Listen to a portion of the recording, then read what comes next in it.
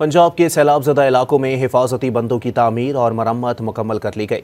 मुजफ्फरगढ़ के नवाही इलाके नौराजा भट्टा बंद में सैलाब से पड़ने वाले शिकाफ भर दिए गए। सैलाब से मुतासरा 1960 फुट तवील हिफाजती बंद की तामीर मुकम्मल कर ली गई। मोटरवे की तरफ हाफिजवाला में 23,000 फुट डिस्ट्रीब्यूटर ट्रैक की तामीर व मरम्मत मुकम्मल कर ली गई है। सैलाब मुतासरा इलाकों में शगाफ भरने का काम 80% से ज़ायद मुकम्मल हो चुका है, बाकी भी जल्द मुकम्मल हो जाएगा। पंजाब के सैलाबजदा इलाकों में हिफाजती बंदों की तामीर और मरम्मत मुकम्मल कर ली गई। मुजफ्फरगढ़ के नवाही इलाके नौराजा भट्टा बंद में सैलाब से पड़ने वाले शिकाफ भर दिए गए। सैलाब से मुतासरा 1960 फुट तवील हिफाजती बंद की तामीर मुकम्मल कर ली गई।